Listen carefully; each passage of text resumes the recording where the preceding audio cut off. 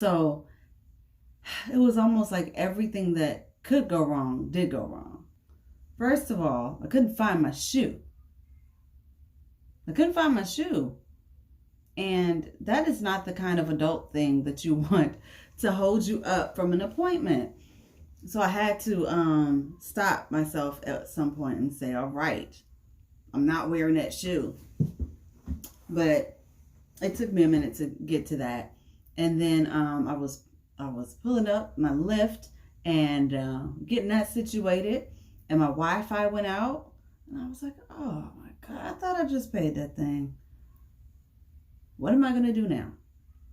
And then it was like 4 other things that happened. And I was like, for a tiny second, I thought, I'm supposed to push through this because I'm tempted right now to say I'm not supposed to be there.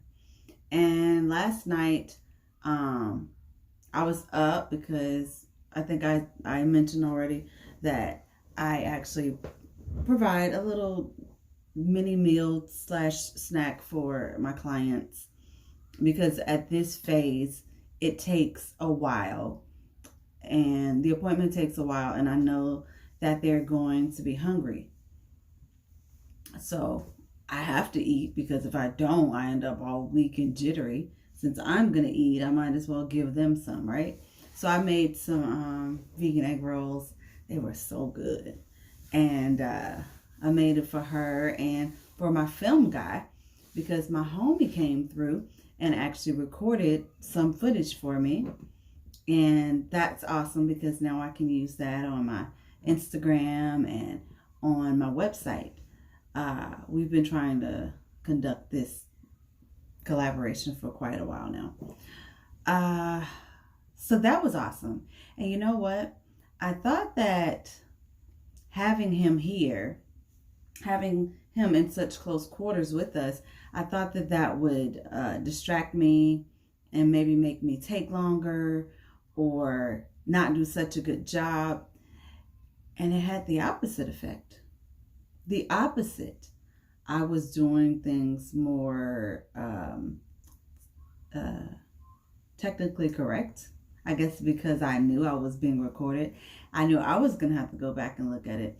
And I knew that my colleagues might see it as well. So I was like, okay, well, let me do. Not that I tried to cut corners before, but it had me on my toes.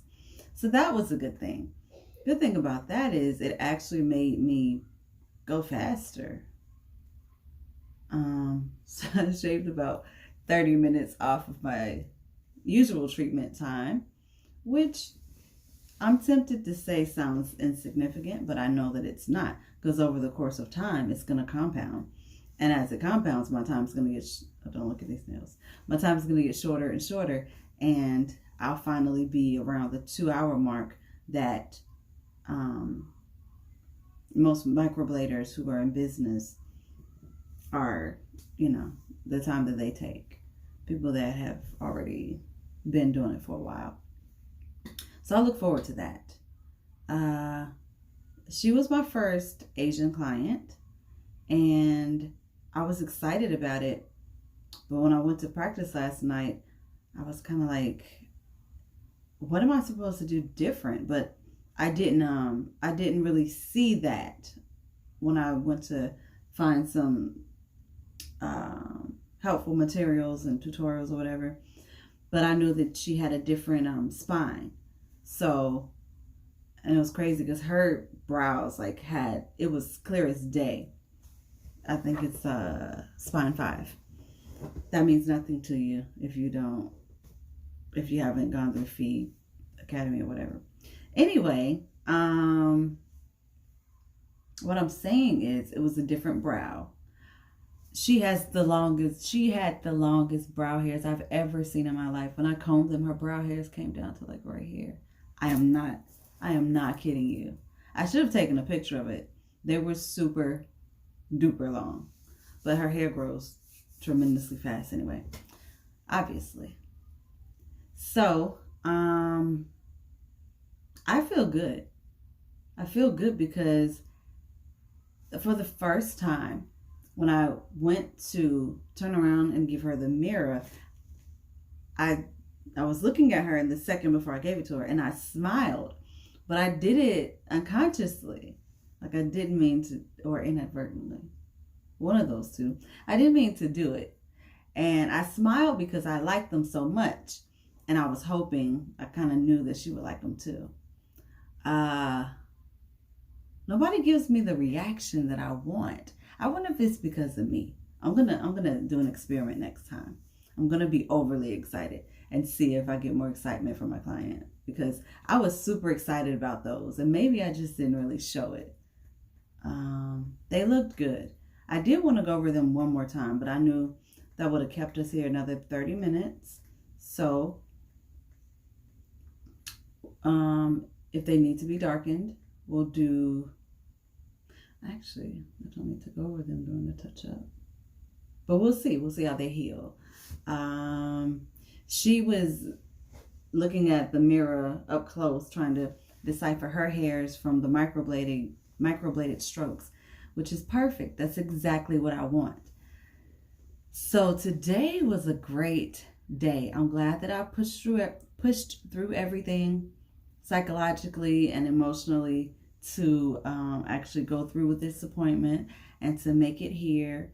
And I'm glad that my friend came and got the footage for me. I'm looking forward to using it, and I'm looking forward to the clients that it brings me.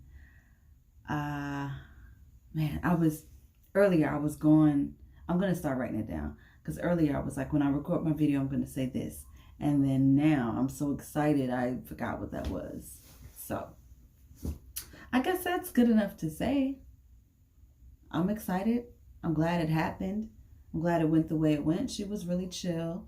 We had a good time.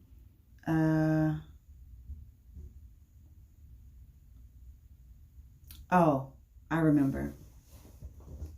So this time was the first time that I wasn't having a shouting match back and forth in my head with that voice. The one I always talk about, the naysayer voice.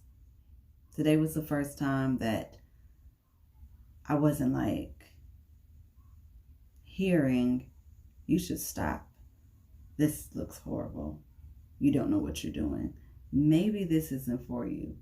You're probably not cut out to be a microblading artist. They're not going to like it. And just that on a loop. Today was the first time. And then I'm growing. I noticed that I'm growing because at the first couple of words, like the first sign that might have come through, I would switch it off. And I would say, I'm getting better at this, and this is going well. And I can't wait to see what this is going to look like, because my practicing went really well last night,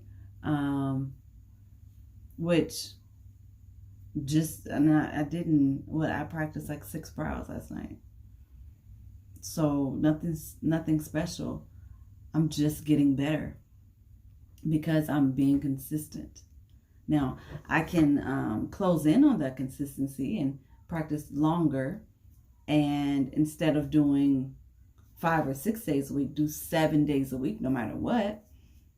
But I'm getting better, and it's amazing to feel that, because I know I'm closer to getting the rate. I'm getting closer to charging the rate that I deserve, and therefore making this my actual career. It only hit me today. Like, this is my job. This is the first time, and this is the first time I've ever not, I only had one W-2 this year. And, wait. Yeah. And that was minimal. The rest of the time I've been working for myself. It just hit me as I was doing her brows that this is my job. I've created my own job for me. And it is what it is. It is how it is. But I've done that. And that calls for some sort of celebration. That calls for, is that my eyelashes? That calls for some sort of acknowledgement. I had a spectacular conversation yesterday. It wasn't even a conversation. What's the word for when you have just a powerful soul to soul exchange with somebody? Because that's what it was. And I feel that this is a byproduct of that. So I'm going to rest, but I'm hyped. I'm hyped. I'm motivated. I'm encouraged to, and then with her, I did almost everything that I've been wanting to do, almost everything I was supposed to do, except I didn't confirm. It's funny because she actually sent me an email to confirm with me, which was funny and awesome. But I had already set the touch up. I had already called my guy and told him about it. And I thought that I hadn't because I'm so used to me waiting to the last minute to do these things. But I did what I was supposed to do. 8 out of 10. I could check it off. So I even accidentally ordered extra supplies because I saw in my inbox that Amazon's about to send me some more of something I've already ordered and received. But hey, I need that. So things are getting better. It's looking up and I'm one step closer. Thank you for watching.